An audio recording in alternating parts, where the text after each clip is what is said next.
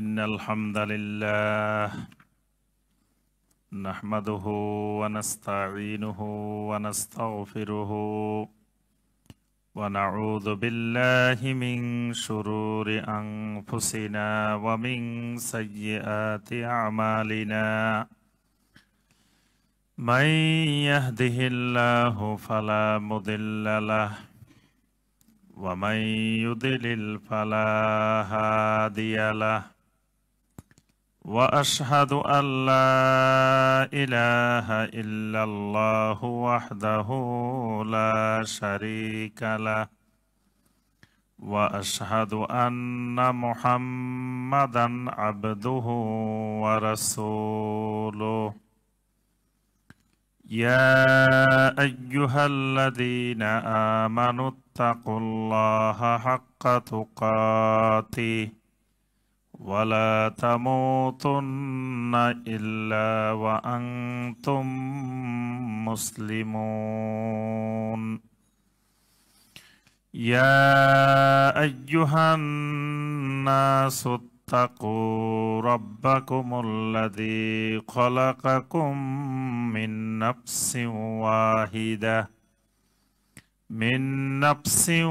واحدة وخلق منها زوجها وبث منهما رجالا كثيرا ونساء واتقوا الله الذي تساءلون به والأرحام إن الله كان عليكم رقيبا يا أيها الذين آمنوا اتقوا الله وقولوا قولا سديدا يصلح لكم أعمالكم ويغفر لكم ذنوبكم ومن يطع الله ورسوله فقد فاز فوزا عظيما أما بعد فإن خير الحديث كتاب الله وخير الهدي هدي محمد صلى الله عليه وسلم وشر الأمور محدثاتها وكل محدثة بدعة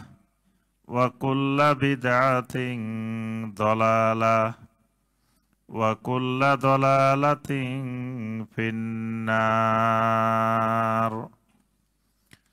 اللهم صل على محمد وعلى آل محمد كما صليت على إبراهيم وعلى آل إبراهيم إنك حميد مجيد اللهم بارك على محمد وعلى آل محمد كما باركت على إبراهيم وعلى آل إبراهيم إنك حميد مجيد ঢাকা মহানগরীর শান্তিনগর এলাকায় অবস্থিত মসজিদ as-সিদ্দিক রাদিয়াল্লাহু তাআলা আনহু কমপ্লেক্স কর্তৃক আয়োজিত আমাদের ধারাবাহিক প্রতি মাসের দ্বীনি মাজলিস দ্বীনি হালাকায় অনলাইন এবং অফলাইনে উপস্থিত সম্মানিত দিনদার মুসলিম ভাই এবং বোনেরা, আল্লাহ রব্বুল আলামিনের দরবারে কোটি কোটি শুকরিয়া যে মহান রব্বুল আলামিন আমাদেরকে প্রতি মাসের ন্যায় এই মাসের হালাকায়ও নির্দিষ্ট সময়ে আমাদেরকে সালাতুল মাগরিবের পরে আল্লাহ রাব্বুল আলামিনের ঘরে বসে আল্লাহ সুবহানাহু ওয়া তাআলার দ্বীনের একটি গুরুত্বপূর্ণ বিষয়ের উপরে কিছু দার্স পেশ করার এবং শোনার যে মহান রাব্বুল আলামিন আমাদেরকে তৌফিক দিয়েছেন, সে মহান রাব্বুল আলামিনের শুকর আদায় করি। সকলে বলি আলহামদুলিল্লাহ। সম্মানিত ভাই ও বোনেরা, আমরা ধারাবাহিক আমাদের হালাকায় যেই কিতাবটি থেকে আমরা ধারাবাহিকভাবে দার্স পেশ করছি, কিতাবটির নাম হলো আদ-দুরুসুল মুহিম্মা লিআম্মাতিল উম্মাহ, অর্থাৎ উম্মতের সাধারণ জনগোষ্ঠীর জন্য, সর্বসাধারণ মুসলিমদের জন্য গুরুত্বপূর্ণ প্রয়োজনীয় দার্স সমূহ। এই কিতাবটি রচনা করেছেন তিনি সারা বিশ্বের সকল মুসলিমদের কাছে সুপরিচিত, গত শতাব্দীর বিশ্বের অন্যতম একজন আলেমে দ্বীন শাইখ বিন বাজ রাহিমাহুল্লাহ। আমরা ধারাবাহিক আলোচনায় যে পর্যন্ত এসেছিলাম সেটি হলো, এর আগে আরকানুস সালাহ আলোচনা করেছি আমরা গত দার্সে। সালাতের কিছু আছে শর্ত, শুরুতুস সালাহ, কিছু আছে রোকন আরকানুস সালাহ, কিছু আছে ওয়াজিবাতুস সালাহ, সালাতের ওয়াজিব, কিছু আছে সুনানুস সালাহ মানে সালাতের সুন্নত, আবার কিছু বিষয় আছে মুবতেলাতুস সালাহ মানে সালাত বিনষ্টকারী বিষয়। তাহলে সালাতকে বুঝতে হলে এই কয়টা জিনিস জানা থাকতে হবে। এই জন্য আমরা প্রথম আলোচনা করেছি শুরুতুস সালাহ, তারপরে আলোচনা করেছি আরকানুস সালাহ। শুরুতুস সালাহ হলো সালাতের বাহিরে, সালাত শুরু করার আগে যেই ফরজগুলো থাকতে হবে, এগুলো হলো সালাতের শর্ত। সালাত শুরু করার পরে সালাতের ভিতরে যে শর্তগুলো থাকতে হবে, এগুলো হলো আরকানুস সালাহ, সালাতের ভিতরের ফরজ। শর্ত ফরজ, রোকন ফরজ, দুটাই ফরজ। পার্থক্য হলো শর্তটা গুলা সালাতের বাহিরে, আরকানগুলা সালাতের ভিতরে। আরো একটা মৌলিক পার্থক্য আমরা আলোচনা করেছিলাম, সেটি হলো রোকন ছাড়া যদি কেউ শর্ত আদায় করে শর্ত বাতিল হয় না, কিন্তু শর্ত ছাড়া রোকন আদায় করলে রোকন বাতিল হয়ে যায়। এটা শর্ত আর রোকনের মধ্যে পার্থক্য।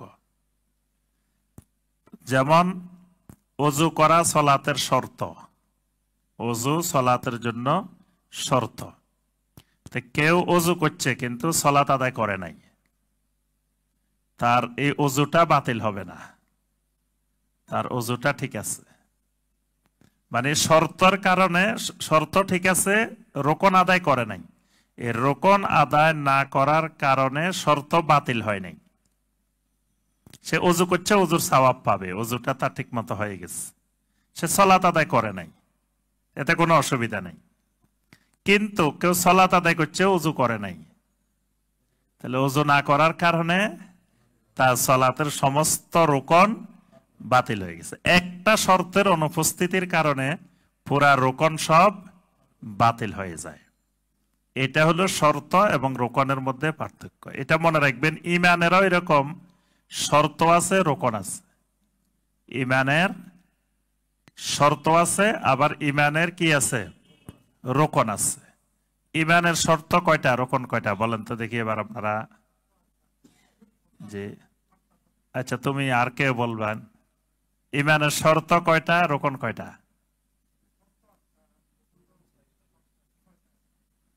আপনারা বলেন, জানা নাই নাকি? জানতে হবে, জানতেই হবে, মানে খালি জানতে হবে না, জানতেই হবে। ঈমান নিয়ে কবরে যাইতে হইলে জানা লাগবেই, এর কোনো বিকল্প নাই। ইমান নিয়ে কবরে যাব, ইমানের সম্পর্কে কিছুই জানি না। ব্যবসা শুরু করছি, ব্যবসায় কোটি কোটি টাকা লাভ করবো, খুব ইচ্ছা, ব্যবসার কিছুই বুঝি না, বুঝি না লাভ করা সম্ভব। ব্যবসা তো বুঝতে হবে, না হয় ব্যবসায় যেরকম লাভ করা সম্ভব না, ইমান না জানলে, ইমানের এলেম না থাকলে ইমান নিয়ে কবরে যাওয়াও সম্ভব না। এজন্য আল্লাহ রাব্বুল আলামিন কোন জ্ঞানকে ফরজ করেন নাই, সবার আগে ইমানের জ্ঞানকে ফরজ করছেন। সূরা মুহাম্মাদের 19 নম্বর আয়াতে কারিমে আল্লাহ পাক বলেন, ফাআলাম আন্নাহু লা ইলাহা ইল্লাল্লাহ। লা ইলাহা ইল্লাল্লাহর এলেম শিখতে বলছেন আল্লাহ পাক। ফাআলাম মানে এলেম শিখো, জানো, বুঝো, শিখো। এটা মৃত্যু পর্যন্ত শিখতে হবে। এটার বিশাল এলেম, লা ইলাহা ইল্লাল্লাহর এলেম আপনি মৃত্যু পর্যন্ত শিখেও শেষ করতে পারবেন না। তো এজন্য ইমানের শর্ত, ইমানের রোকন জানতে হবে। ইমানের শর্ত 8টা। ইমানের শর্ত 8টা। আমার একটা বই আছে, কালেমায়ে শাহাদাতের গুরুত্ব ও শর্ত। এখানে লা ইলাহা ইল্লাল্লাহর 8টা শর্ত, মুহাম্মাদুর রাসূলুল্লাহ সাল্লাল্লাহু আলাইহি ওয়াসাল্লাম এই ঘোষণা দেওয়ার জন্য 8টা শর্ত। কেউ সারা জিন্দেগি লা ইলাহা ইল্লাল্লাহ মুহাম্মাদুর রাসূলুল্লাহ ঘোষণা দিছে, কিন্তু শর্তগুলা নাই, শর্তবিহীন ঘোষণা দিছে। সে সারা জীবন ঘোষণা দিলেও, সারা জীবন জিকির করলেও সে ইমানদার হবে না। আজকে জুমার খুতবায় একটা হাদিস আলোচনা করছি, খুবই গুরুত্বপূর্ণ হাদিস, কিয়ামতের আলামত। নবী সাল্লাল্লাহু আলাইহি ওয়াসাল্লাম বলছেন, কিয়ামতের আগে ইয়াজতামিউনা নাস ফিল মাসাজিদ, মসজিদ ভরপুর, মসজিদে ব্যাপক মুসল্লি। ওয়া ইউসাল্লুনা ফিল মাসাজিদ, মসজিদে সবাই সালাত আদায় করবে, কিন্তু ওয়ালাইসা ফীহিম মুমিনুন, কিন্তু তাদের ভিতরে একজন ইমানদার খুঁজে পাওয়া যাবে না। কিয়ামতের আগে মসজিদ ভর্তি মুসল্লি থাকবে, সালাত আদায় করবে, কিন্তু ইমানদার একজনও পাওয়া যাবে না। নবী সাল্লাল্লাহু আলাইহি ওয়াসাল্লাম ওয়ালাইসা ফীহিম মুমিনুন, একজন মুমিনও পাওয়া যাবে না। ইমাম সাহেবও মুমিন না, মুসল্লিও মুমিন না, মুয়াজ্জিনও মুমিন না, কেউ মুমিন না। এমনি মসজিদ ভর্তি থাকলে অনেক মুসল্লি থাকবে। তাহলে বোঝা গেল যে তখন কালেমার জিকিরও চলবে, কিন্তু জিকির বন্ধ হবে না, জিকিরও চলবে, সবে থাকবে, কিন্তু ইমানদার থাকবে না। তার অর্থ হইলো ওই কালেমা পড়বে, কিন্তু কালেমার কোনো শর্তই নাই। শর্ত তো জানা না, কালেমার শর্ত কি। আমাকে এই বই লেখার পর একদিন একজন ইউনিভার্সিটির প্রফেসর আমাকে জিজ্ঞাসা করছে, তাও ইসলামিক স্টাডিজের প্রফেসর, আমাকে জিজ্ঞাসা করতেছেন যে আপনি যে বই লিখছেন কালেমায়ে শাহাদাতের গুরুত্ব ও শর্ত, কালেমায়ে শাহাদাতের আবার শর্ত কিসের? অর্থাৎ তিনি কামেল পাস করে ফেলছেন, অনার্স মাস্টার্স পাস করে ফেলছেন, ডক্টরেট করে ফেলছেন, প্রফেসর হয়ে গেছেন, এখনো উনি শিখতে পারেন নাই যে কালেমায়ে শাহাদাত সাক্ষ্য দিতে হইলে শর্ত আছে। এগুলো আমরাও শিখতাম না, আমরাও আজীবন জাহেল থাকতাম যদি মক্কা মদিনার উলামায়ে কেরামদের এলমের সাথে সম্পৃক্ত না হইতাম। মক্কা মদিনার উলামায়ে কেরামদের এলমের ছাত্র না হইলে, তাদের কিতাবাদি না পড়লে, বাংলাদেশের এলেম দিয়ে এটা জীবনে কোনোদিন জানা সম্ভব হইতো না যে কালেমায়ে শাহাদাতেরও ইমানেরও শর্ত আছে। ইমান শর্তবিহীন বললে, লা ইলাহা ইল্লাল্লাহ বললে, ওই লা ইলাহা ইল্লাল্লাহ জান্নাতে নিবে না।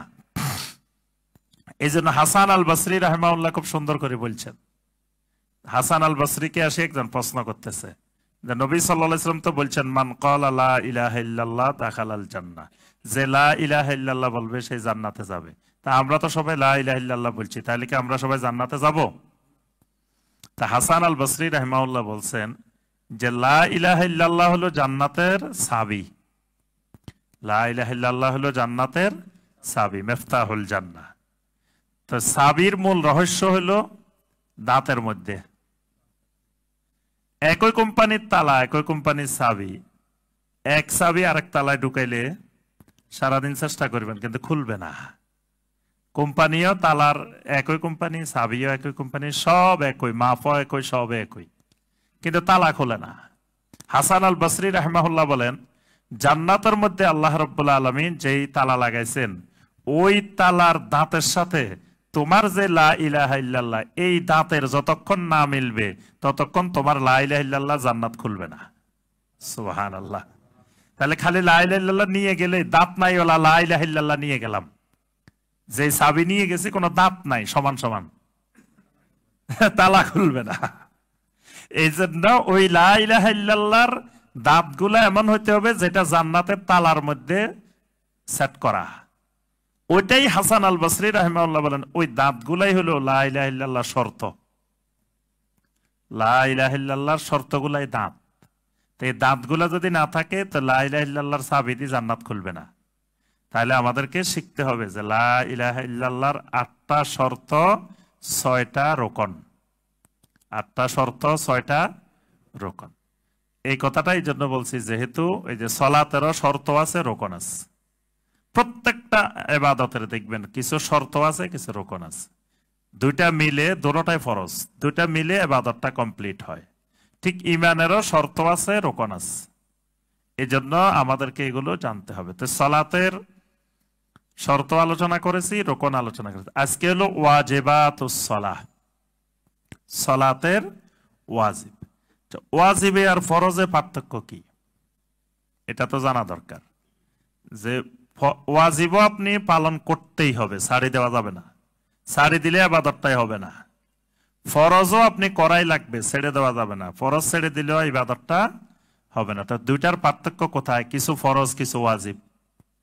পার্থক্য হইল ফরজ যদি ইচ্ছায় বাদ পড়ুক, অনিচ্ছায় বাদ পড়ুক, এটার কোনো ক্ষতিপূরণ নাই, পুরা ইবাদতে বাতিল।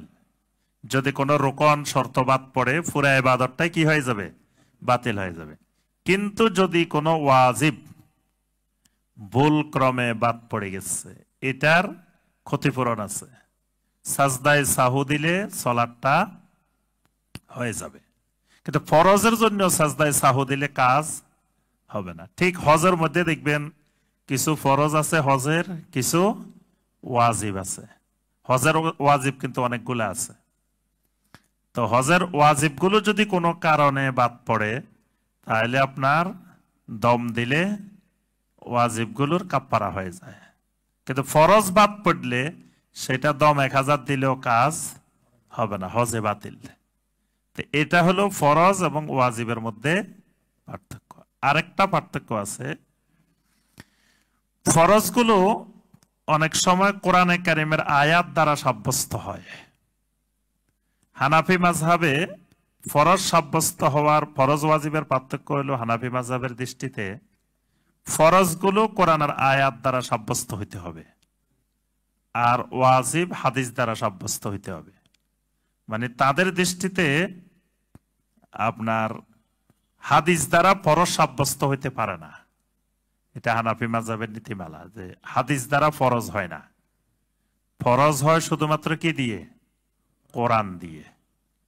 কিন্তু জমহুর আহলুল ইলম তাদের মত হলো কোরআন দিয়েও ফরজ সাব্যস্ত হয়, সহিহ হাদিস দিয়েও ফরজ সাব্যস্ত হয়। এটাই হলো আহলুর রায় এবং আহলুল হাদিসের মধ্যে মৌলিক একটা পার্থক্য। আহলুর রায় যারা, তাদের মতে কোরআনে কারিমের আয়াত ছাড়া ফরজ সাব্যস্ত হয় না। আর আহলুল হাদিসদের দৃষ্টিতে সহিহ হাদিস দ্বারাও আপনার ফরজ সাব্যস্ত হয়। আহলুর রায় এবং আহলুল হাদিসের মধ্যে আরো একটা মৌলিক পার্থক্য আছে। আহলুর রায়দের মতে হাদিস দ্বারা যে জ্ঞান অর্জন হয় এটা এলমে জন্নি, ধারণামূলক এলেম। এই জন্য তারা অনেক সময় হাদিস বাদ দিয়ে কিয়াসকে প্রাধান্য দেয়, হাদিস বাদ দিয়ে অন্যান্য যুক্তিকে প্রাধান্য দেয়, আকলকে প্রাধান্য দেয়। অনেক ক্ষেত্রে তারা হাদিস বাদ দিয়ে দেয়। তখন আমাদের কাছে অবাক লাগে, কিরে যার জন্য মানে হাদিস আছে তাও দেখি এরা হাদিস মানে না, এরকম অবাক লাগে না? অনেক মাসালা দেখবেন, এই যে মাগরিবের আগে ফরজের আজানে কামাতের মাঝখানে 2 রাকাত সালাত, এটা সহিহ হাদিস দ্বারা সাব্যস্ত না? কিন্তু আমাদের দেশে এটা করে না, তো করে না, কাউকে করতেও দেয় না। ওই সময় উঠে বয়ান করে, এখন মসজিদে মসজিদে সবাইকে শিখাই দিছে, ওই সময় উঠে তোমরা বয়ান করবা যাতে কেউ 2 রাকাত পড়তে না পারে। আচ্ছা, তো এখন কথা হইলো হাদিসে আছে, তারা মানে না কেন? তারাও কিন্তু হাদিস মানতে রাজি, তারা হাদিস পড়ায়, হাদিস পড়ে, এবং এগুলোই পড়ে, এই হাদিসগুলোও পড়ে, কিন্তু মানে না। এটার কারণ আছে। মসজিদে আসলে 2 রাকাত না পড়ে নবী সাল্লাল্লাহু আলাইহি ওয়াসাল্লাম বলছে খবরদার বসা যাবে না, ফালা ইয়াজলিস, বসতেই পারবে না যতক্ষণ 2 রাকাত সালাত আদায় না করে।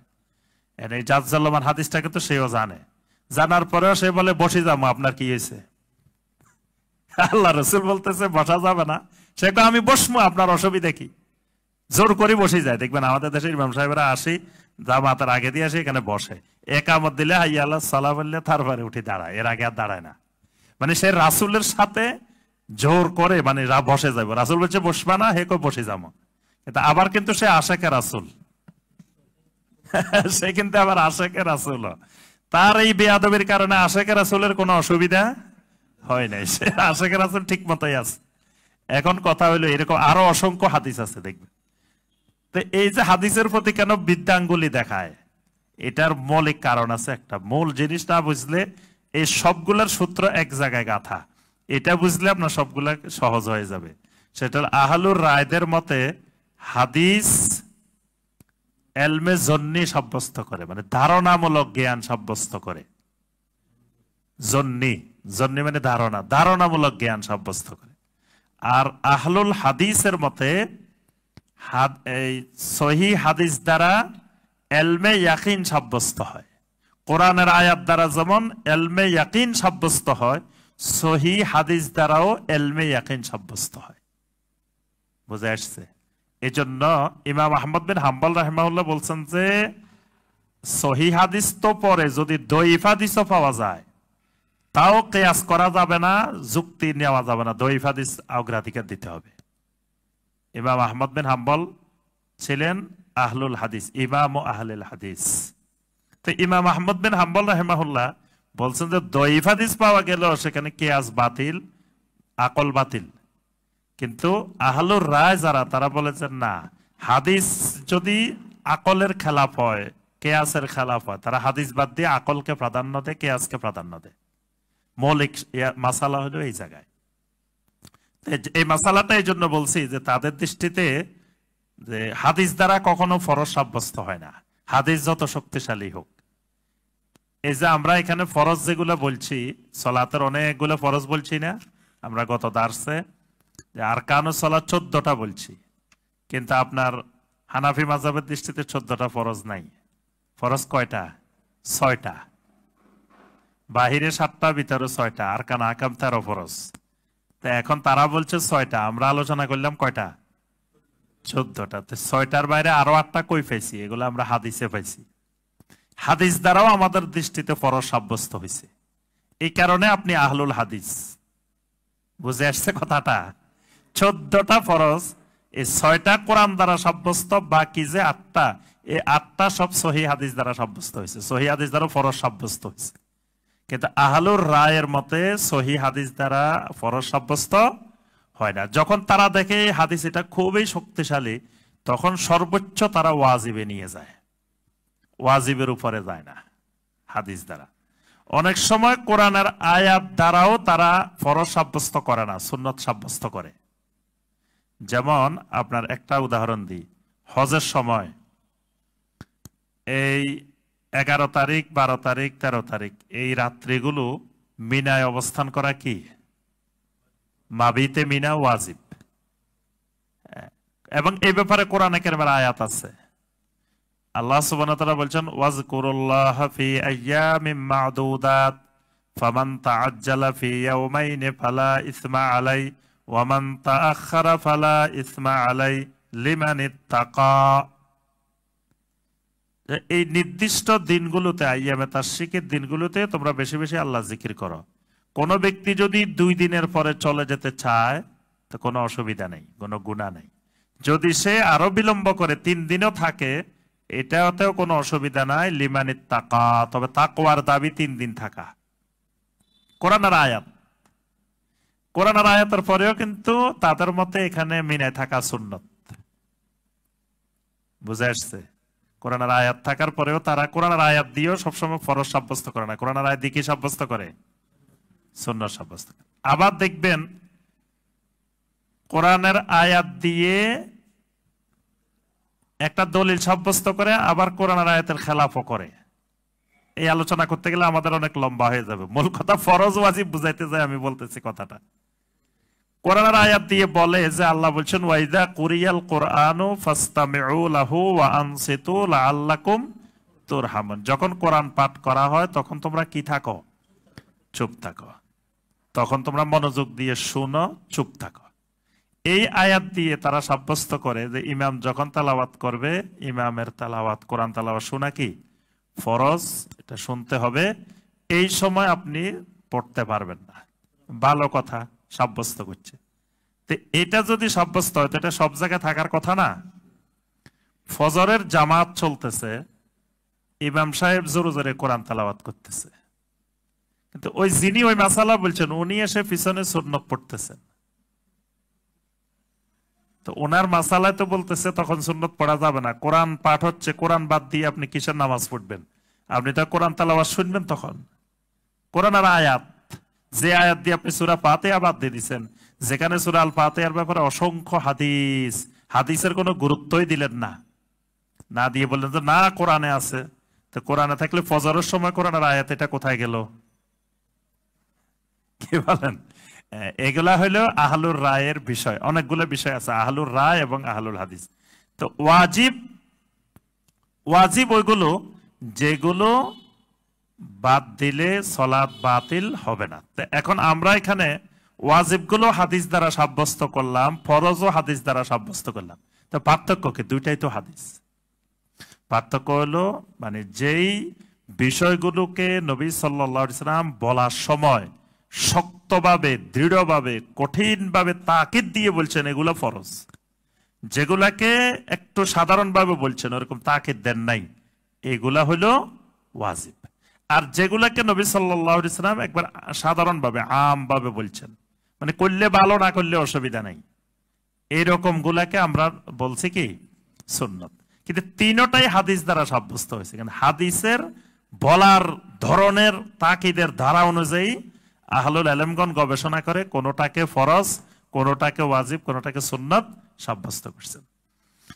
সালাতের ওয়াজিব হলো আমাদের এই কিতাবে, যে কিতাব থেকে আমরা আলোচনা করতেছি, এখানের বর্ণনা হলো সালাতের ওয়াজিব 8টি। সালাতের মধ্যে ওয়াজিব 8টি। যদি কেউ ইচ্ছাকৃতভাবে একটা ওয়াজিব বাদ দিয়ে দেয় তাহলে কি করতে হবে? যে না, বাতালাত সলাতুহু, তার সলাত বাতিল হয়ে যাবে। ইচ্ছাকৃতভাবে বাদ দিয়ে দিছে। ইচ্ছাকৃতভাবে কোনো ওয়াজিব বাদ দেওয়া যাবে না। ইচ্ছাকৃতভাবে বাদ দিয়ে আপনি সাজদায়ে সহু 50টা করলেও হবে না, ইচ্ছাকৃত বাদ দিচ্ছেন। কিন্তু যদি ভুল ক্রমে বাদ পড়ে যায় তাহলে সাজদায়ে সাহু দিতে হবে। এখানে একটা মাসআলা আছে, সেটা হলো ভুল ক্রমে বাদ পড়ার ক্ষেত্রে যদি কমে যায়, অনেক সময় ওয়াজিব কমেও যাইতে পারে, বাড়িও যাইতে পারে। বাড়তির কারণেও সাজদায়ে সাহু দেওয়া লাগে, কমতির কারণেও সাজদায়ে সাহু দেওয়া লাগে। যেমন ধরেন আপনার তাশাহুদ পড়েন নাই, মাঝখানের বৈঠকে তাশাহুদ পড়েন নাই বা বৈঠকে করেন নাই, 2 রাকাতের পরে, 2 রাকাতের পরে বৈঠক করা ওয়াজিব, তাশাহুদ পড়া ওয়াজিব। শেষ বৈঠক ফরজ, শেষ বৈঠকে তাশাহুদ পড়াও ফরজ। এখন মাঝখানের বৈঠক করেন নাই, ভুলে দাঁড়াই গেছেন, তাহলে 2টা ওয়াজিব কমতি হয়ে গেছে। আপনার বৈঠকও একটা ওয়াজিব, তাশাহুদ পড়াটাও ছিল একটা ওয়াজিব, তো 2টা ওয়াজিব কম হয়ে গেছে। কম হলে সাজদায়ে সাহু করবেন সালাম ফিরানোর আগে। কম হলে সাজদায়ে সাহু করবেন কখন? সালাম ফিরানোর আগে। মানে আপনি আত্তাহিয়াতু পড়বেন, দরুদ পড়বেন, দোয়ায়ে মাসুরা পড়বেন, পড়ে 2টা সাজদায়ে সাহু করবেন, করে সালাম ফিরে ফেলবেন। আবার অনেক সময় বেড়ে গেছে, বাড়তি কারণে সাজদায়ে সাহু দেওয়া লাগবে। যেমন ধরেন সাজদা করবেন 2টা ফরজ, করে ফেলছেন 3টা, করে ফেলছেন কয়টা? তাহলে কি সালাত বাতিল হবে? না, বাতিল হবে না। কি করতে হবে? সাজদায়ে সাহু দিতে হবে। তাই যে সাজদা একটা বাড়তি করে ফেলছেন, এটা সাজদায়ে সাহুটা কেমনে হবে? আত্তাহিয়াতু পড়বেন, দরুদ পড়বেন, দোয়া মাসুরা পড়বেন, পড়ি সালাম ফিরে ফেলবেন। সালাম ফিরাই 2টা সাজদা করবেন, 2টা সাজদা করে আবার সালাম ফিরাবেন। মানে এটা বাদা সালাম, এই সূত্রটা মনে রাখবেন যে বাড়তি কিছু করলে বাদাস সালাম, কমতে কিছু করলে কাবলাস সালাম, কাবলাস সালাম বাদাস সালাম, এই দুইটা মনে রাখলেই হবে। প্রথম ওয়াজিব যেটা সেটি হলো জামিউত তাকবীরাত গায়রা তাকবীরাতিল ইহরাম, এটা হলো 1 নম্বর ওয়াজিব। তাকবীরে তাহরিমা যেটা আল্লাহু আকবার, এই আল্লাহু আকবার বলাটা কি ফরজ। তাকবীরে তাহরিমার আল্লাহু আকবার বলাটা ফরজ। এটা ছাড়া আপনি রুকু যাওয়ার সময় বলবেন আল্লাহু আকবার, সাজদা যাওয়ার সময় বলবেন আল্লাহু আকবার, সাজদা থেকে ওঠার সময় বলবেন আল্লাহু আকবার, আবার সাজদা যেতে বলবেন আল্লাহু আকবার, আবার সাজদা থেকে ওঠার সময় বলবেন আল্লাহু আকবার। এই যে তাকবীরে তাহরিমা ছাড়া যতবার আল্লাহু আকবার আছে, এই প্রত্যেকবারের আল্লাহু আকবার এটা ইমামের জন্য ওয়াজিব, মুসল্লির জন্য ওয়াজিব, সবার জন্য ওয়াজিব। এটা খালি ইমাম সাহেব বললে হবে না, মুসল্লিকেও বলতে হবে প্রতিবার। তাকবীরে তাহরিমাও বলতে হবে, মুসল্লিকেও বলতে হবে, ইমামকেও বলতে হবে। ঠিক একইভাবে এই তাকবীর গুলো সকল মুসল্লিকেও বলতে হবে, ইমামকেও বলতে হবে, সবার জন্য ওয়াজিব। হাদিসের মধ্যে এসেছে আব্দুল্লাহ ইবনে মাসউদ রাদিয়াল্লাহু তাআলা আনহু বলেন, কানা রাসূলুল্লাহ সাল্লাল্লাহু আলাইহি ওয়াসাল্লাম ইউকাব্বিরু ফি কুল্লি খাফদিন ওয়া রাফইন। নবী সাল্লাল্লাহু আলাইহি ওয়াসাল্লাম প্রত্যেকবার কোন রুকনে যাওয়ার সময়ও আল্লাহু আকবার বলতেন, ওঠার সময়ও আল্লাহু আকবার বলতেন। এই আল্লাহু আকবার বলাটা কি ওয়াজিব।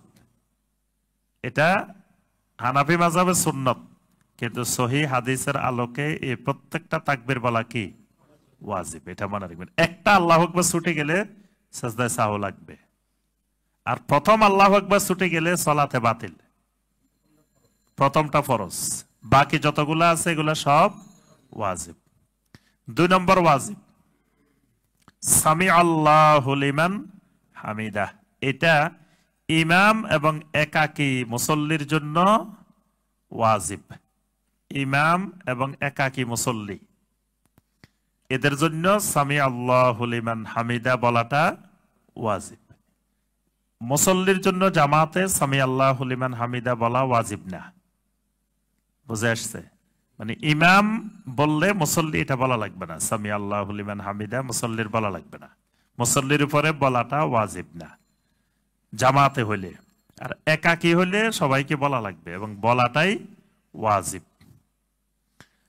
আর সামি আল্লাহু লিমান হামিদার পরে যেটা রব্বানা ওয়ালাকাল হামদ, রব্বানা ওয়ালাকাল হামদ, এটা ইমাম, মুসল্লি, একাকী সালাত আদায়কারী, ইমাম, মামুম, মুনফারিদ সবার উপরে ওয়াজিব। এটা 3 নম্বর ওয়াজিব। কথাটা বুঝে আসছে? মানে সামি আল্লাহু লিমান হামিদা ওয়াজিব হলো ইমামের জন্য আর একাকী মুসল্লির জন্য। আর রব্বানা ওয়ালাকাল হামদ এটা ইমামের জন্য, মুসল্লির জন্য, একাকী সালাত আদায়কারীর জন্য, সবার জন্য ওয়াজিব। এই জন্য ইমাম যখন সামি আল্লাহু লিমান হামিদা বলে দাঁড়াবেন, ইমামও বলবেন রব্বানা ওয়ালাকাল হামদ, মুসল্লিও বলবেন রব্বানা ওয়ালাকাল হামদ। আবার একাকী সালাত আদায়কারী হলে তাকেও সামি আল্লাহু লিমান হামিদা বলাও ওয়াজিব, রব্বানা ওয়ালাকাল হামদ বলাও ওয়াজিব। এই জন্য দেখবেন মসজিদে হারামে, মসজিদে নববীতে যে প্রতি ওয়াক্তে মুয়াজ্জিন সাহেব মুকাব্বির হয় না, সেখানে অনেকগুলো জিনিস শিক্ষণীয় আছে। আমাদের দেশের লোকেরা তো এগুলো শিখে না, আপনি খালি শুনে আর চলে আসে। সেখানে দেখবেন এই মুয়াজ্জিন সাহেব যে তাকবীর দেন, যখন সামি আল্লাহু লিমান হামিদা বলেন ইমাম সাহেব, উনি কিন্তু সামি আল্লাহু লিমান হামিদা বলেন না, উনি বলেন কি রব্বানা ওয়ালাকাল হামদ, এটা বলেন। তো এই যে রব্বানা ওয়ালাকাল হামদ, উনি মুসল্লি, এই কারণে উনি বলবেন রব্বানা ওয়ালাকাল হামদ। এবং সাধারণ যারা অন্যান্য মুসল্লি আছে তারাও বলবে রব্বানা ওয়ালাকাল হামদ। আর একাকী সালাত আদায়ে দুটাই বলতে হবে, এটা ওয়াজিব। আর এই বাক্যটা রব্বানা লাকাল হামদ, এটা এভাবেও বলা যাবে, রব্বানা ওয়ালাকাল হামদ এভাবেও বলা যাবে। হাদিসে আপনার সহিহ আল বুখারী, মুসলিমের মধ্যে রব্বানা ওয়ালাকাল হামদ এসেছে। আবার বুখারীতে এসেছে আল্লাহুম্মা রাব্বানা ওয়ালাকাল হামদ, এভাবে এসেছে। এই পর্যন্ত বলা ওয়াজিব, রব্বানা ওয়ালাকাল হামদ এই পর্যন্ত কি ওয়াজিব। এরপরে বলাটা সুন্নাত, হামদান কাসীরান তাইয়্যিবান মুবারাকান ফি কামা ইউহিব্বু ওয়া ইয়ারদা। তারপর আল্লাহুম্মা লাকাল হামদ মিল আস-সামাওয়াতি ওয়া মিল আল আরদি ওয়া মিল আমা বাইনাহুমা ওয়া মিল আমা শিত। আরো আছে, আরো অনেকগুলো দোয়া আছে। এইগুলো বলাটা সুন্নাত, কিন্তু মিনিমাম রব্বানা ওয়ালাকাল হামদ এতটুকু বলাটা কি ওয়াজিব। তাহলে কয়টা ওয়াজিব পাইলাম? 3টা। 4 নম্বর ওয়াজিব, রুকুর মধ্যে গিয়ে কমপক্ষে একবার সুবহানা রব্বিয়াল আযীম এটা বলা ওয়াজিব, কমপক্ষে একবার বলা ওয়াজিব। একবারের অধিক বলা সুন্নাত। একবারের অধিক কতবার এটা নির্দিষ্ট নাই, আপনি যতবার বলতে পারেন। একের পরে আর গণার দরকার নেই, একের পরে আর গণা লাগবে না, আপনি যতবার বলতে পারেন। তো মিনিমাম সুবহান রব্বিয়াল আযীম একবার বললে ওয়াজিব আদায় হয়ে যাবে। আর সুবহান রব্বিয়াল আযীম বলার পরে আপনি চাইলে নবী সাল্লাল্লাহু আলাইহি ওয়াসাল্লাম আরো রুকুর মধ্যে যে দোয়াগুলো বলতেন সেগুলো বলতে পারবেন। নবী সাল্লাল্লাহু আলাইহি ওয়াসাল্লাম কি বলতেন? সুবহুন কুদ্দুসুন রাব্বুল মালাইকাতি ওয়ার রূহ, এটাও বলতেন, এটাও তাসবিহ। নবী সাল্লাল্লাহু আলাইহি ওয়াসাল্লাম বলতেন যখন আয়াত নাজিল হলো ফাসাব্বিহ বিহামদি রাব্বিকা ওয়াস্তাগফির, তখন নবী সাল্লাল্লাহু আলাইহি ওয়াসাল্লাম বলতেন যে সুবহানাকা আল্লাহুম্মা রব্বানা ওয়া বিহামদিকা আল্লাহুম্মা গফিরলি, আপনি এটাও বলতে পারেন। অর্থাৎ নবী সাল্লাল্লাহু আলাইহি ওয়াসাল্লাম যা যা দোয়া রুকুর মধ্যে বলতেন সেইগুলো সব বলা যাবে। নবী সাল্লাল্লাহু আলাইহি ওয়াসাল্লাম আরো একটা বলতেন সুবহানাজিল জাবারুতে ওয়াল মালাকুতে ওয়াল কিবরিয়ায়ে ওয়াল আযামাতে। আরো অনেকগুলো দোয়া আছে, এগুলো রুকুর মধ্যে বলা যাবে, তাসবিহগুলো। এটা হলো 4 নম্বর ওয়াজিব। 5 নম্বর ওয়াজিব হলো সেজদার মধ্যে প্রত্যেক সেজদায় কমপক্ষে একবার সুবহান রাব্বিয়াল আ'লা বলা, এটা কমপক্ষে একবার বলা ওয়াজিব। এর থেকে বেশি বলা সুন্নাত, এর থেকে বেশি বলা সুন্নাত। এখানেও আপনি ওই সুবহান রাব্বিয়াল আ'লা বলার পরে এবার আপনি চাইলে নবী সাল্লাল্লাহু আলাইহি ওয়াসাল্লাম যেগুলো বলতেন সেই দোয়াগুলো বলা যাবে। যেমন নবী সাল্লাল্লাহু আলাইহি ওয়াসাল্লাম সাজদার মধ্যে বলতেন সুবহানাকা আল্লাহুম্মা রাব্বানা ওয়া বিহামদিকা আল্লাহুম্মা গফিরলি, এটা বলতেন। আরেকটা গুরুত্বপূর্ণ দোয়া নবী সাল্লাল্লাহু আলাইহি ওয়াসাল্লাম সাজদার মধ্যে বলতেন আল্লাহুম্মা গফিরলি দামবি কুল্লাহ দিক্কাহু ওয়া জিল্লাহ আউওয়ালাহু ওয়া আখিরা ওয়া আলানিয়াতাহু ওয়া সিররাহ। এটা হিসনুল মুসলিমের মধ্যে এই দোয়াটা সুন্দর করে আছে, অর্থ সহ আছে এবং দোয়াটা খুবই গুরুত্বপূর্ণ। এখানে নবী সাল্লাল্লাহু আলাইহি ওয়াসাল্লাম বলতেন আল্লাহুম্মা গফিরলি দামবি কুল্লাহ, আয় আল্লাহ আমার সমস্ত গুনাহকে আপনি ক্ষমা করে দিন। এবং গুনাহ কত রকমের হইতে পারে? দিক্কাহু ওয়া জিল্লাহ, গুনাহ অনেক সময় সূক্ষ্ম হইতে পারে, মোটাও হইতে পারে, চিকনও হইতে পারে, মোটা গুনাহও হইতে পারে। এমন এমন গুনাহ আছে যেগুলো আমার আপনার চোখে পড়ে না, এত সূক্ষ্ম, অথচ আমি আপনি করে ফেলতেছি। অনেক গুনাহ আছে সূক্ষ্ম সূক্ষ্ম গুনাহ যেগুলো হয়তো খেয়াল করতেছি না। তো নবী সাল্লাল্লাহু আলাইহি ওয়াসাল্লামের জন্য বলতেন দিক্কাহু ওয়া জিল্লাহ ওয়া আউওয়ালাহু ওয়া আখিরা। কিছু গুনাহ আছে মানুষ যুবক বয়সে করে, বৃদ্ধ বয়সে করে না, এরকম কিছু গুনাহ আছে। বয়সের আপনার স্তরে স্তরে গুনারও কিন্তু তারতম্য আছে, স্তর আছে। আবার কিছু গুনাহ বৃদ্ধকালে করে যেগুলো জওয়ানকালে করে না, এরকম গুনাহ আছে। এই জন্য নবী সাল্লাল্লাহু আলাইহি ওয়াসাল্লাম বলতেন আউওয়ালাহু ওয়া আখিরা, আমি জীবনের প্রথম ভাগে শেষ ভাগে যত গুনাহ করছি সব মাফ করে দেন। আরেকটা হলো আলানিয়াতাহু ওয়া সিররা, কিছু গুনাহ মানুষ গোপনে করে, কিছু গুনাহ প্রকাশ্যে করে। আল্লাহ আমার গোপনীয় গুনাহ প্রকাশ্য গুনাহ সব মাফ করে দেন। সুবহানাল্লাহ, কি সুন্দর দোয়া, কিন্তু মানুষ জানে না। দেখবেন আপনি হাজারে একজন খুঁজে পাবেন না এই দোয়াটা জানে। খালি আসে জিজ্ঞেস করে যে সেজদার মধ্যে বাংলায় দোয়া করা যাবে নাকি। ইদানিং এই প্রশ্ন বেড়ে গেছে সারা দেশব্যাপী, খালি প্রশ্ন একটা, সেজদার মধ্যে আপনার বাংলা দোয়ার দরকারটা কি? আপনি এই দোয়াটা করেন, এটা নবী সাল্লাল্লাহু আলাইহি ওয়াসাল্লাম নিজে করছেন, সহিহ হাদিস দ্বারা প্রমাণিত। আপনি এটা শিখতে কঠিন কিছু, দুনিয়া সব শিখে ফেলাইতেছেন, তো এই দোয়াগুলো শিখতে অসুবিধা কি? নবী সাল্লাল্লাহু আলাইহি ওয়াসাল্লাম যেগুলা করতেন এগুলাই বলেন, এগুলা কবুল হলে আপনার আর কি দরকার? নবী সাল্লাল্লাহু আলাইহি ওয়াসাল্লাম যে দোয়া শিখাইছেন এগুলা কবুল হলে আপনার আর কিছু দরকার নাই, সব এর ভিতরেই আছে। কিন্তু মানুষের মনে চিন্তা কি, যে আমি আল্লাহকে যে কথাটা বলতে চাচ্ছি আরবি না জানার কারণে তো বুঝাইতে পারতেছি না, মানে সে আল্লাহকে তার কথাটা বুঝাইতে পারতেছে না, তো সে চাইতেছে বাংলায় যদি বলি দিই তাহলে আল্লাহ ভালো করে বুঝবে। আল্লাহরে বুঝাইতে চায় যে আল্লাহকে আমি একটু ভালো করে বুঝাই দিই, আরবিতে তো বুঝাইতে পারতেছি না, তো বাংলায় বললে একটু বুঝাই দিতে পারবো, এই কারণে বাংলা দোয়া খোঁজে। কিন্তু আল্লাহ সুবহানাহু ওয়া তাআলা আমার আপনার অন্তরের অবস্থা সব জানেন, কি বলতে চাচ্ছি আল্লাহর কাছে সেটা আল্লাহ ভালো করেই জানেন। আর আল্লাহর গুণগান করলে এটাও দোয়া।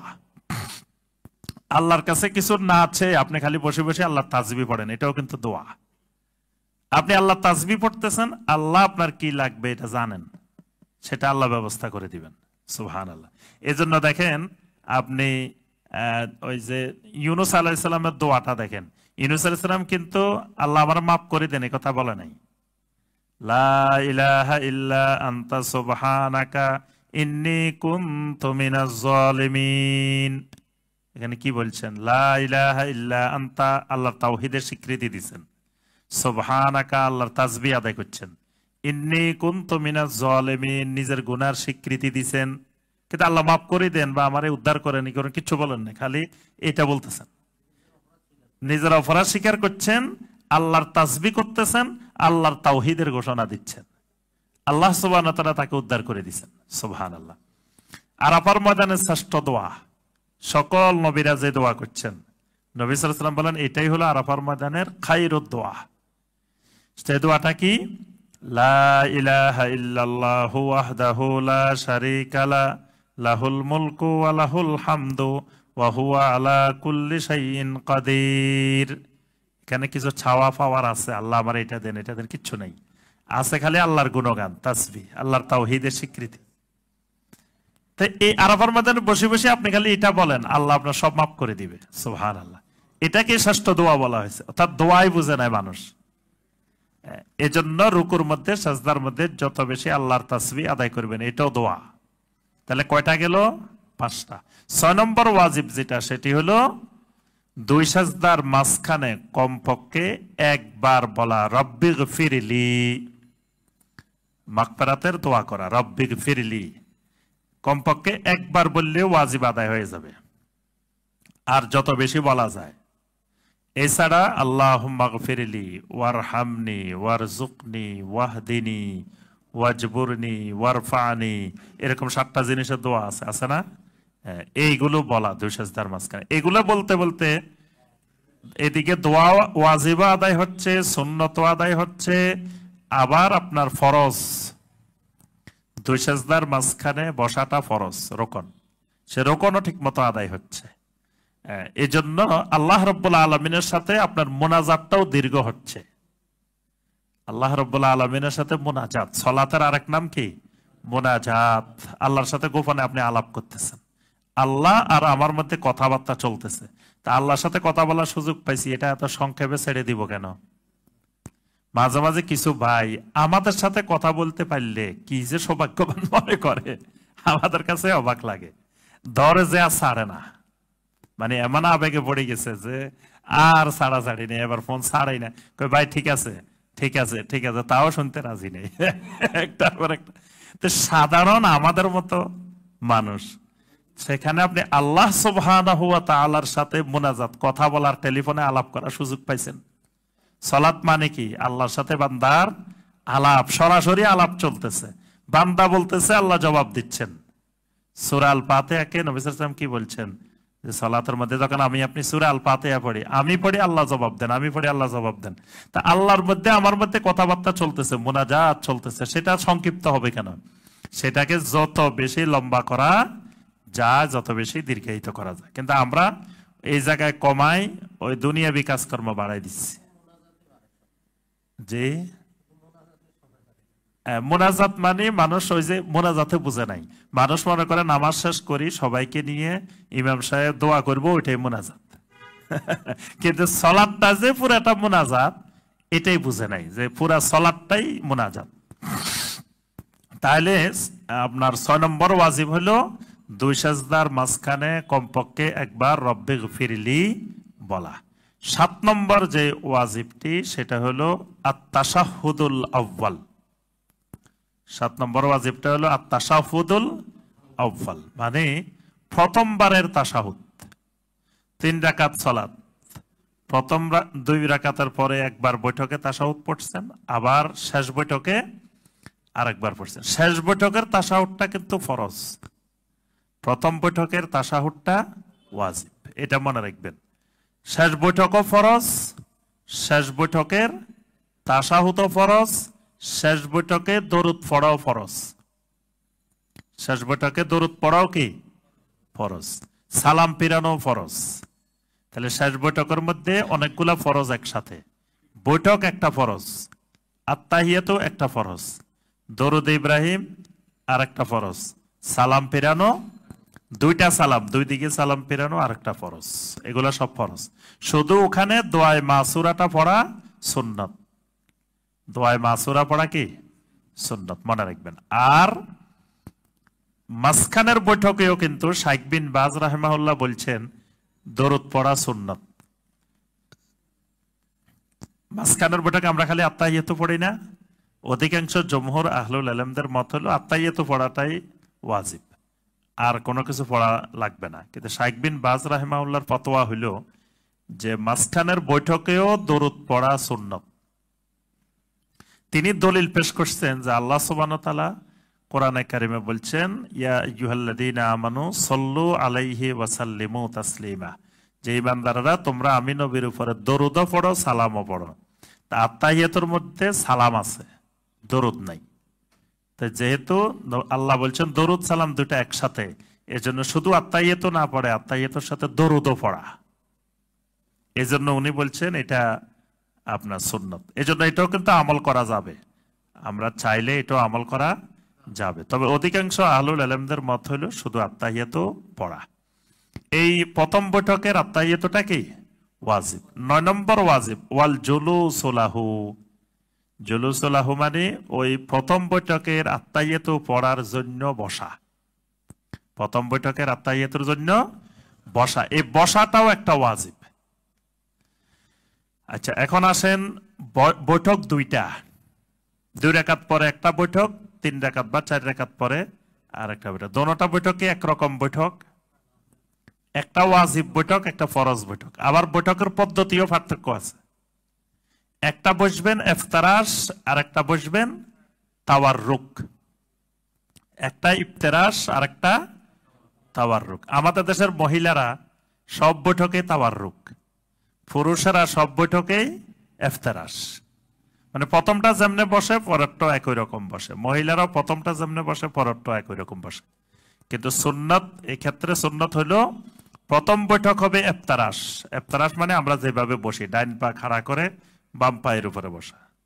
আর তাওয়াররুকটা হলো কি, ডাইন পা খাড়া থাকবে, বাম পা নিচে দিয়ে বের করে দিবেন, দিয়ে আপনি সরাসরি জমিনের উপরে বসা, এটাকে বলা হয় কি তাওয়াররুক। এই বসাটা সুন্নাত তাওয়াররুক। যদি 3 রাকাত হয় তো প্রথম বৈঠক বসবেন ইফতারাশ, তৃতীয় রাকাতে বসবেন তাওয়াররুক। 4 রাকাত হলে 2 রাকাতের পরে বসবেন ইফতারাশ, 4 রাকাতের পরে বসবেন তাওয়াররুক। তাহলে আমরা ওয়াজিব পাইলাম কয়টা? 8টা, মোট 8টা ওয়াজিব। এই সলাতের মধ্যে প্রত্যেক সলাতে এই 8টা ওয়াজিব। এরপরে শাইখ বিন বাজ রাহিমাহুল্লাহ 9ম পাঠের মধ্যে আপনার এই শেষ বৈঠকের দোয়াগুলো সম্পর্কে, তাশাহুদ সম্পর্কে আলোচনা করেছেন, আলাদা একটা অধ্যায়। মানে শেষ বৈঠকে যে আমরা তাশাহুদ পড়ি, দরুদ পড়ি, দোয়ায়ে মাসুরা পড়ি, এগুলো যে কত উত্তম, এই ব্যাপারে তিনি এখানে এগুলোর একটু ব্যাখ্যা করছেন। আর আমরা কি করি, আরেকটা আমাদের দেশের মানুষের ভুল ধারণা আছে, সেটা হলো দোয়ায়ে মাসুরা বুঝে না। দোয়ায়ে মাসুরা মানে বুঝে আল্লাহুম্মা ইন্নী যালামতু নাফসি যুলমান কাসীরা, এটার নাম দিয়ে দিছে শুধু দোয়ায়ে মাসুরা। এটাকে একমাত্র দোয়ায়ে মাসুরা মনে করে। কিন্তু দোয়ায়ে মাসুরা, মাসুরা শব্দটা বুঝতে হবে। মাসুরা, মাসুরা আসার, আসার থেকে মাসুরা। আসার মানে কোরআন এবং হাদিস দুটাকে আসার বলে। দুটাকে কি বলা হয়? আসার। এজন্য আহলুস সুন্নাহর অনেকগুলো নাম আছে। আহলুস সুন্নাহ, আহলুল হাদিস, তারপরে আহলুল আসার। আহলুল আসার, যুগে যুগে অনেকে নিজেদেরকে আহলুল আসার পরিচয় দিতেন। আহলুল আসার, এই আসার মানিও কিন্তু কোরআন এবং সুন্নাহ দুটাকে বলা হয় আসার। তো বিশেষ করে মুহাদ্দিসিনে কেরাম হাদিসের ক্ষেত্রে দুই ভাগ করছেন। নবী সাল্লাল্লাহু আলাইহি সাল্লাম থেকে যেগুলা, সেগুলাকে বলেন হাদিস। আর সাহাবায়ে কেরাম, তাবেঈনে কেরামের যেগুলো বর্ণনা, সেগুলাকে তারা আসার বলেন। সেগুলো কিন্তু হাদিস। হাদিস শুধু নবী সাল্লাল্লাহু আলাইহি সাল্লামের কথা, কাজ, অনুমোদনের মধ্যে, স্বীকৃতির মধ্যে সীমাবদ্ধ না। সাহাবায়ে কেরামের কথা, কাজ, অনুমোদন, তাবেঈনে কেরামের কথা, কাজ, অনুমোদন, এগুলো কিন্তু হাদিস। তবে ওগুলার একটু স্তর ভিন্ন, মানে এগুলাকে আসার বলেন মুহাদ্দিসিনে কেরাম, আর ওগুলাকে হাদিস বলেন। তো এখানে দোয়াটা হলো দোয়ায়ে মাসুরা। মাসুরা মানে মা উসিরা ফিল কিতাবে ওয়াস সুন্নাতুস সহিহা, মানে কোরআনে কারীম এবং সহিহ হাদিসে যত দোয়া আছে সমস্ত দোয়ার নাম দোয়ায়ে মাসুরা। তা আল্লাহুম্মা ইন্নী যালামতু, এটাকে কেন আমরা অগ্রাধিকার দিই? আবু বকর রাদিয়াল্লাহু তাআলা আনহু নবী সাল্লাল্লাহু আলাইহি ওয়াসাল্লামকে গিয়ে বলছেন যে ইয়া রাসূলুল্লাহ সাল্লাল্লাহু আলাইহি ওয়াসাল্লাম, আমাকে এমন একটা দোয়া শিখাই দেন যেটা আমি সালাতের মধ্যে পড়তে পারি। তখন নবী সাল্লাল্লাহু আলাইহি ওয়াসাল্লাম এই দোয়াটা শিখিয়ে দিয়েছেন, তুমি এটা পড়িও, আল্লাহুম্মা ইন্নী যালামতু নাফসি যুলমান কাসীরা ওয়ালা ইয়াগফিরুয যুনুবা ইল্লা আনতা ফাগফিরলি মাগফিরাতাম মিন ইনদিক ওয়ারহামনি ইন্নাকা আনতাল গাফুরুর রহিম। এজন্য এই দোয়াটা গুরুত্বপূর্ণ, কিন্তু তার অর্থ এই নয় যে এটাই দোয়ায়ে মাসুরা না। এর বাহিরে যেমন নবী সাল্লাল্লাহু আলাইহি ওয়াসাল্লাম নির্দেশ দিয়েছেন 4টা জিনিস থেকে আল্লাহর কাছে পানা চাইতে, সেটাও গুরুত্বপূর্ণ একটা দোয়ায়ে মাসুরা। আল্লাহুম্মা ইন্নী আউযু বিকা মিন আযাবিল কবর ওয়া আউযু বিকা মিন ফিতনাতিল মাসিহিদ দাজ্জাল ওয়া আউযু বিকা মিন ফিতনাতিল মাহইয়া ওয়া ফিতনাতিল মামাত। আল্লাহুম্মা ইন্নী আউযু বিকা মিনাল মা'সামি ওয়াল মাগরাম। এই জিনিসগুলো থেকে পানা চাওয়া শেষ বৈঠকে, এটাও গুরুত্বপূর্ণ দোয়ায়ে মাসুরা। এর বাহিরে আপনি কোরআন হাদিসের যত দোয়া আছে সমস্ত দোয়া এখানে পড়তে পারবেন। চাইলে শেষ বৈঠকে আপনি 1 ঘন্টাও দোয়া করতে পারবেন সালাম ফেরানোর আগে। কিন্তু বাঙালি দোয়া বুঝে না। বাঙালি বেদাতি জায়গায় দোয়া করে, সুন্নতি জায়গায় দোয়া করে না। একজন আমাকে বলতেছে, কয় ভাই হজে যামু, মানে শুনলাম যে হজে আরাফাতের ময়দানে বিভিন্ন জায়গায় দোয়ার জায়গা, দোয়া কবুলের জায়গা। কই ওখানে যায় দোয়া করতে করতে একেবারে ইয়া করে ফেলবো, এখন ওখানে যায় দোয়াই মুখে দিয়ে আসে না। যখন ওই জায়গায় গেছি কি দোয়া করবো, দোয়াই খুঁজে পাই না, দোয়াই পাইতেছি না দোয়া করার জন্য। তো এজন্য এখন বেদাতি জায়গায় দোয়া করার জন্য খুব পাগল, কিন্তু যেখানে আল্লাহ এবং আল্লাহ রাসূল দোয়া করতে বলছেন যে জায়গাগুলো, সেগুলোতে দোয়া করে না। সালাতের মধ্যে বসলে কত তাড়াতাড়ি সালাম ফিরে শেষ করবে। ইমাম সাহেব যদি একটু শেষ বৈঠকে দেরি করে, কে ইমাম সাহেব আপনি কি পড়ছেন এতক্ষণ পর্যন্ত? ওই দিন এক জায়গায় ইমাম সাহেবের ধরছে মুসল্লিরা যে মাঝখানে খালি আত্তাহিয়াতু না পড়ে, আপনি এতক্ষণ কি করেন? আমরা আত্তাহিয়াতু পড়ি, বসি থাকি, আপনি উঠেন না কেন? আপনি মাঝখানে আর কি কি পড়েন? মুসল্লিরা ধরছে যে আপনার দেরি হয় কেন? তাহলে এখানে শেষ বৈঠকে চাইলে আমি যতক্ষণ ইচ্ছা কোরআনে কারীম এবং সহিহ হাদিসের যত দোয়া আছে আমি সবগুলা দোয়া করতে পারি। এখানে শাইখ বিন বাজ রাহিমাহুল্লাহ প্রথমে তাশাহুদের একটু ব্যাখ্যা করেছেন, যে আমরা প্রথমে বলি আত্তাহিয়াতু লিল্লাহি ওয়াস সালাওয়াতু ওয়াত তাইয়্যিবাত।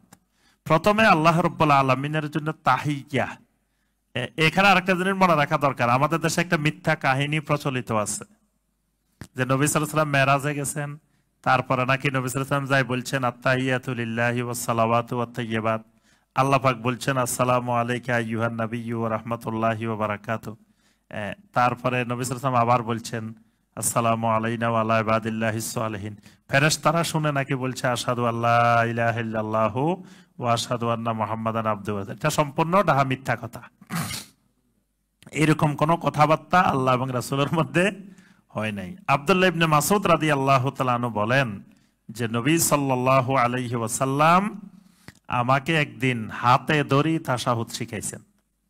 মানে যখন তাশাহুদ শিখান তখন নবী সাল্লাল্লাহু আলাইহি ওয়াসাল্লামের হাত আমার দুই হাতের মাঝখানে ছিল, এইভাবে ধরি শিখাইছেন। এটা দিয়ে আবার আমাদের দেশের ওলামায়ে কেরাম দুই হাতে মুসাফার দলিল আবিষ্কার করছে এটা দিয়ে। এটা কিন্তু মুসাফা করেন নাই আব্দুল্লাহ ইবনে মাসউদের সাথে। এটা হলো আমরা অনেক সময় ছাত্ররা আদর করি, এক হাত দিয়ে তার হাত ধরি আর এক হাত দিয়ে পিঠের উপরে রাখি, মাথার উপরে রাখি, এভাবে রাখি, আদর করে রাখি না। নবী সাল্লাল্লাহু আলাইহি ওয়াসাল্লাম এক হাত দিয়ে তারে ধরছেন, তখন উনি দুই হাত দিয়ে নবী সাল্লাল্লাহু আলাইহি ওয়াসাল্লামকে ধরে রেখেছেন, অর্থাৎ নবী সাল্লাল্লাহু আলাইহি ওয়াসাল্লামের হাত ওনার দুই হাতের মাঝখানে ছিল।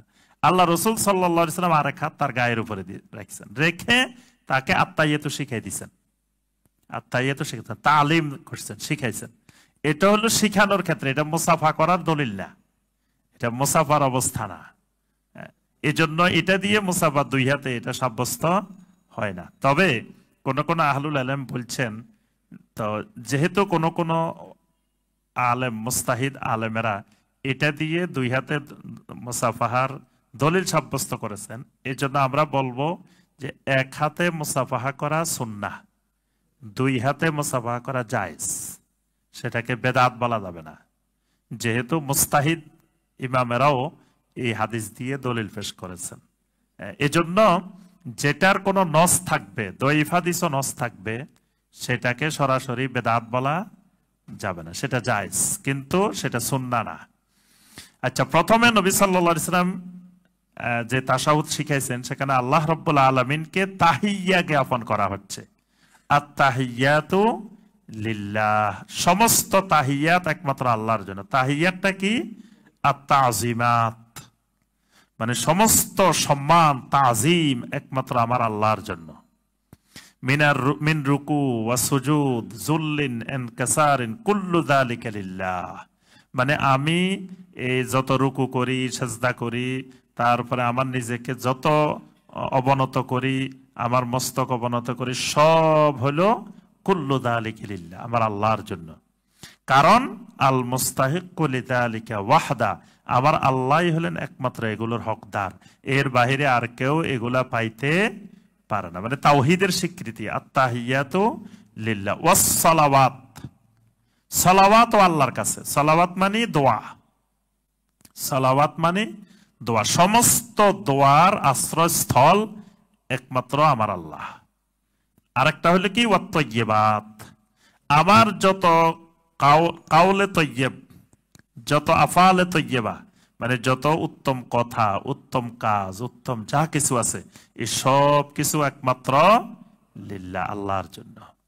এরপরে তাওহীদের স্বীকৃতি দেওয়ার পরে নবী সাল্লাল্লাহু আলাইহি সাল্লামের উপরে সালাম, আসসালামু আলাইকা আইয়ুহান নাবিয়্যু ওয়া রাহমাতুল্লাহি ওয়া বারাকাতুহু। কারণ নবী সাল্লাল্লাহু আলাইহি সাল্লাম না হইলে আমরা আল্লাহর ইবাদত, তাওহীদ জানতে পারতাম না। নবী সাল্লাল্লাহু আলাইহি ওয়াসাল্লামের মাধ্যমে আল্লাহর তাওহীদ শিখছি, আল্লাহর ইবাদত শিখছি। এজন্য সাথে সাথে নবী সাল্লাল্লাহু আলাইহি ওয়াসাল্লামের উপরে সালাম, রহমত, বরকত, তিনটা দোয়া নবী সাল্লাল্লাহু আলাইহি ওয়াসাল্লামের জন্য, একটা সালাম, একটা রহমত আর একটা বারাকা, তিনটা দোয়া। এরপরে আল্লাহ পাক নবী সাল্লাল্লাহু আলাইহি ওয়াসাল্লামের মাধ্যমে আমাদেরকে শিখাইছেন যে আরো পরিপূর্ণ রূপে তাওহীদ হবে, আসসালামু আলাইনা ওয়া আলা ইবাদিল্লাহিস সালিহিন। কিয়ামত পর্যন্ত যত সালেহীন বান্দা থাকবে সবার উপরে সালাম, সালাম বর্ষিত হবে। এরপরে তাশাহুদ, ঈমানের আবার স্বীকৃতি, মানে আত্তাহিয়াতু শুরু হয়েছে তাওহীদ দিয়ে, আবার সমাপ্তিও কি দিয়ে? তাওহীদ দিয়ে। ঈমানের স্বীকৃতি, ঈমান নবায়ন। এজন্য সালাতের মাধ্যমে ঈমান নবায়ন হয়। এজন্য যারা সালাত আদায় করে না তাদের ঈমান নবায়ন হয় না, তাদের ঈমান ঠিক মতো মানে কাজ করে না, এটাকে প্রতি ওয়াক্তে নবায়ন করতে হয় ইমানকে তাশাহুদের মাধ্যমে। এখানে আবার ঘোষণা দিতে হয় আশহাদু আল্লা ইলাহা ইল্লাল্লাহু ওয়া আশহাদু আন্না মুহাম্মাদান আবদুহু ওয়া রাসূলুহু। এরপরে নবী সাল্লাল্লাহু আলাইহি সাল্লাম গুরুত্বপূর্ণ একটা দোয়া শিখিয়েছেন। দোয়ার পরে আমাদেরকে এই দোয়ায়ে মাসুরা, দরুদের পরে দোয়ায়ে মাসুরা আমাদেরকে শিখিয়েছেন। দোয়ায়ে মাসুরার মধ্যে আরেকটা গুরুত্বপূর্ণ দোয়ায়ে মাসুরা আছে, সেটা হলো আল্লাহুম্মা আইন্নি আলা যিকরিকা ওয়া শুকরিকা ওয়া হুসনি ইবাদাতিক। মুআজ ইবনে জাবাল রাদিয়াল্লাহু তাআলা আনহুকে নবী সাল্লাল্লাহু আলাইহি ওয়াসাল্লাম বলছেন, মুআজ ওয়াল্লাহি ইন্নী লা উহিব্বুকা, আল্লাহর কসম আমি তোমাকে মহব্বত করি, ভালোবাসি। তুমি কখনো সালাতের শেষ অংশে এটা বলতে ভুলিও না, আল্লাহুম্মা আইন্নি আলা যিকরিকা ওয়া শুকরিকা ওয়া হুসনি ইবাদাতিক। এই জন্য এটাকেও আমরা সবসময় দোয়ায়ে মাসুরার মধ্যে রাখার চেষ্টা করব ইনশাআল্লাহ। এরপরে আমরা রব্বির হামহুমা কামা রব্বায়ানি সগীরা, এটাকেও দোয়ায়ে মাসুরার মধ্যে রাখতে পারি। কারণ বাহিরে দোয়া করাচ্ছে, আমার সালাতের ভিতরে যদি আমার আব্বা আম্মার জন্য দোয়া করি, এটা আরো বেশি গুরুত্বপূর্ণ। এরকম কিছু গুরুত্বপূর্ণ দোয়াকে আমরা ওই দোয়ায়ে মাসুরার ভিতরে নিয়মিত অভ্যাসে পরিণত করতে পারি। তবে ফরজ সালাতে ইমাম সাহেব এত লম্বা করবেন না, কারণ বিভিন্ন ধরনের মুসল্লি থাকে, অসুস্থ থাকে, মাজুর থাকে, বিভিন্ন রকম থাকে। কিন্তু যখন আমরা একাকী আদায় করব, তখন এই দোয়ায়ে মাসুরা গুলো এখানে নিয়ে আসবো। আল্লাহ সুবহানাহু ওয়া তাআলা আমাদের সবাইকে এই সুন্নত ওয়াজিব ফরজ সব আদায় করে খুশু খুজুর সাথে আমাদেরকে আল্লাহ পাক সালাত কায়েম করা তৌফিক দান করুন। আল্লাহ রাব্বুল আলামিন আমাদের আজকের এই দার্সকে হালাকাকে কবুল ও মঞ্জুর করে নিন। আল্লাহ পাক আমাদের উপরে রহম করুন। আল্লাহ রাব্বুল আলামিন আমাদেরকে একামতে সালাতের যত হুকুক, সে হুকুকগুলো আদায় করা তৌফিক দান করুন। আমিন ইয়া রাব্বাল আলামিন। সুবহানাকা আল্লাহুম্মা বিহামদিকা আশহাদু আল্লা ইলাহা ইল্লা আনতা আস্তাগফিরুকা ওয়া আতুবু ইলাইক। আজকে প্রশ্নোত্তর আচ্ছা, জি, এটা দিয়ে শেষ। জি, বলছেন যে আমি অস্ট্রেলিয়া থাকি, এখানে ক্যাটারিং বা কেকের বিজনেস করতে হলে কাউন্সিল পারমিশন নিতে হয়, এতে ইনকাম ট্যাক্সও অ্যাড হয়, কিন্তু কাউন্সিল পারমিশন নিতে কিচেনের অনেক কিছু চেঞ্জ করতে হয়, যেটা ভাড়া বাসায় করা অসম্ভব। এখন আমি কি কাউন্সিল পারমিশন ছাড়া বিজনেস করতে পারবো? আমার স্বামী আলহামদুলিল্লাহ জব করেন, কিন্তু আমার উদ্দেশ্য দান সদাকা করা, মেইন উদ্দেশ্য এটাই। জি, আমরা বুঝতে পেরেছি, কিন্তু এখানে বিষয় হলো শরীয়তের নীতিমালা হলো যে কোনো বিজনেস, সেটা ছোট হোক বড় হোক যেটাই হোক, যেই রাষ্ট্রে যে সমাজে আমি করব, সেই রাষ্ট্রের আইন কানুন বিধিবিধান মেনেই করতে হবে। তো সেটা মুসলিম রাষ্ট্র হোক অমুসলিম রাষ্ট্র হোক, কারণ এই আইন কানুনগুলো ইসলামের খেলাপ না, এগুলো ইসলামের বিপরীত না। যেমন এখানে বলছেন যে কাউন্সিল পারমিশন নিতে হবে, সেখানে কিচেনের অনেক কিছু চেঞ্জ করতে হবে। এই নিয়মগুলো করা হয়েছে, এগুলো শরিয়া বহির্ভূত না, কারণ এই জিনিসগুলো না হলে মানুষের খাদ্যের মান এগুলো সংরক্ষিত হবে না, এখানে সমস্যা হতে পারে। এই সব দিক বিবেচনা করে কিন্তু আইন কানুনগুলো করা হয়েছে। এই জন্য এই ব্যবসা করতে হলেও আপনাকে এই নিয়ম কানুন মেনে কাউন্সিল পারমিশন নিয়েই করতে হবে। আর আলহামদুলিল্লাহ আপনার উদ্দেশ্য ভালো, কিন্তু ভালো উদ্দেশ্যের জন্য আর হারাম পন্থায় ব্যবসা করে দান সদাকা করা যাবে না। হালাল পন্থায় করার চেষ্টা করতে হবে, সেটা কম হোক যতটুকু হোক। আপনাকে আল্লাহ পাক প্রশ্ন করবেন না যে তুমি দান সদাকা কতটুকু করছো, সামর্থ্য যতটুকু আছে ততটুকু। কিন্তু বেশি করতে যাই, কিন্তু হারাম উপার্জন করলে, হারাম ব্যবসা করলে সেটা তো আপনার এবাদতের উপরে, ইমানের উপরে, সবকিছুর উপরে এটা আঘাত আসবে। এই জন্য এটা থেকে অনুমোদন ছাড়া করা যাবে না, আপনি বিরত থাকবেন ইনশাআল্লাহ। আল্লাহ পাক আমাদের সবাইকে হালাল উপার্জন করার তৌফিক দান করুন। আসসালামু আলাইকুম রহমতুল্লাহি।